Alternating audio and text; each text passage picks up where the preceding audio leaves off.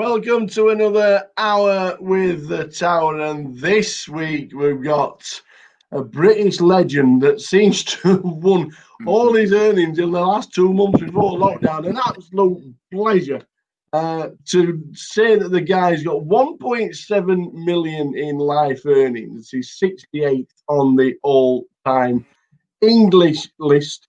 We have got 3 GUKPT main event trophies, which might start you trying to guess who it is. The only player with 2 GUKPT Grand Final titles is the GUKPT all-time money leader. And it is our pleasure to spend an hour with the Tower with Mr. Ben Winsor. Hello. How you doing, pal? Yeah, good, mate. You? You've had a lockdown haircut. Lockdown haircut, yeah, it had to how go. did it get? Yeah, it's not quite that, but yeah, the beard and the hair just showed. We took it all off. Yeah. Going back. Well, we're gonna spend an hour with you, and we're gonna ask you quite a few questions regarding what has happened, because you've had a fantastic run of success. We obviously know you from the GUKPT, so we will be touching on that quite a lot. But where did you start playing poker? Who did you learn with them, and how long ago was it? And did you think, do you know what, this could be the career for me? Nah, I never really thought that, but I just I enjoyed it from the first time I sort of saw it. Like I just enjoyed like the gambling. I've always liked gambling, like fruit machines and arcades and whatever else. Yeah, just start. I've watched my my brother that used to know how to play it. Yeah. So I sort of learnt from him, and we used to watch the poker on the TV, and then yeah, got a few of the lads up the golf course into it, and we used to have £1 freeze outs.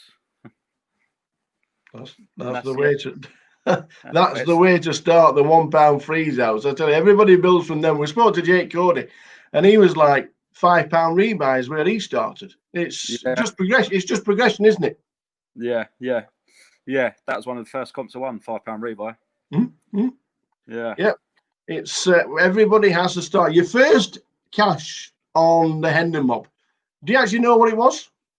I think it's a 1K at Palm Beach.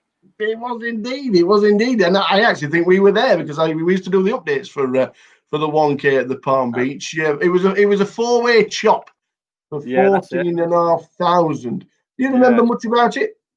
I think that's the one where I was sitting next to Teddy, sharing him at one point. I think he just started playing, hadn't he? Yeah.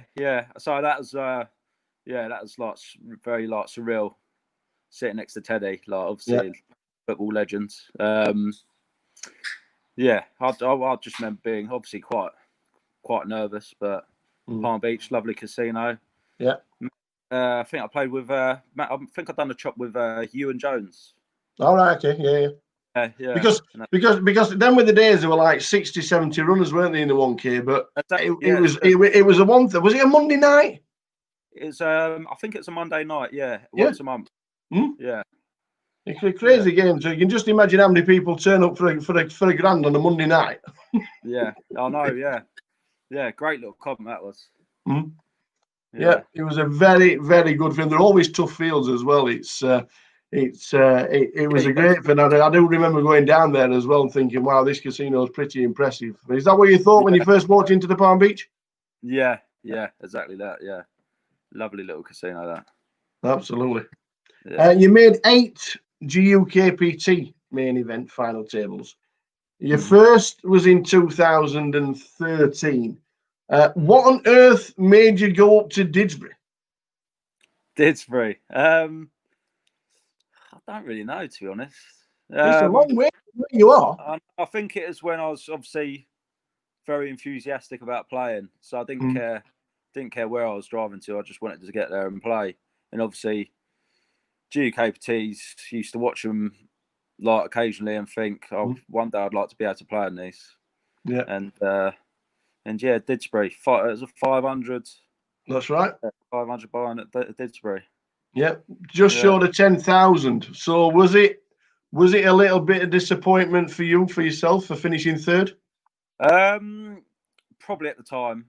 I can't really remember too much about it, but yeah, I'd have probably been disappointed. But I think there's a lot of money to me like then. Still a lot of money. Yeah, I know. Yeah, of course, yeah. But yeah, then I was like, yeah, couldn't believe it. Yeah. Can you remember anybody on the final table? Was it Andy Booth? Ah! We was there, I think Andy finished 7th. I think he was 7th. Yeah. Yes, he still boasts, I've been on a GUKPT final, but it was he was indeed on that final table. And Tom Hall as well. Yeah. Tom been there. Yeah. Well, you've done a lot better than Andy Booth has since then, because that was his last final table. Oh, was it? It was indeed his last final table. It wouldn't be the only final table that you have been on a GUKPT. And like I said, we know you a lot from the circuit, the British circuit as well. The GUKPT main event in Brighton in March 2014, another final table. And this time you finished 4th. Do you remember much about Brighton? I do. That was I think that's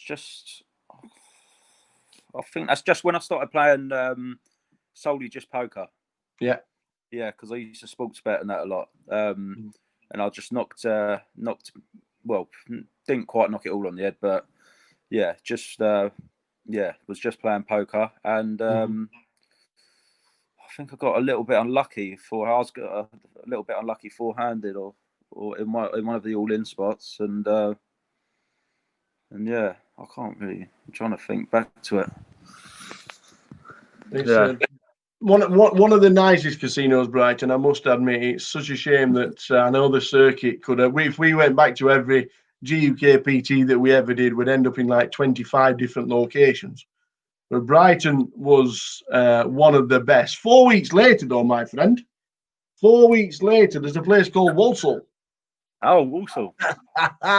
You will remember Walsall because you beat Simon Deadman heads up. Yeah. And at the time, Deadman was like one of the names on the circuit. It was the name that everybody talked about. Oh, Simon's playing, and now you beat him heads up. 29,000 for the win. Yeah. Is that still etched in the memory? The first GUKPT win. Is that still what? Sorry. Is it still etched in the memory? The first one. Yeah. I'll never forget that one. Yeah, I remember being super nervous day 2, and then sort of on the final table. I remember you just sort of drift into. I'll say the zone. You sort of drift into the zone. You don't really think about it, but yeah, good to play with Simon. Like you say, at the time, was a real upcoming and feared player. Yeah, and it was that was unbelievable. That was. Did that give you the chance to get yourself a bigger bankroll? Was that put towards the first Ben Winsor bankroll? Yeah, that definitely was. Yeah, well, that's what I bought a car straight away with that, and the rest went towards the next few tournaments, I think. Yeah. Well, it certainly helps because in 2015 we go off to play a WPT. The WPT 500, a huge field of 1,616 entries. You finished 6th for 20,000, and obviously you were so close to the WPT title itself. But first prize, were you always looking sideways and thinking, "By heck, it's 150 grand up"? Yeah, definitely. I remember being super gutted about that one. I fancied that one. But 150. Yeah, I couldn't wait to get my name on a nice 6-figure payday. But just weren't meant to be that time. Yeah, obviously you play the GKPTs. What were it like playing WPT with so many different names that you probably never heard of, and a lot of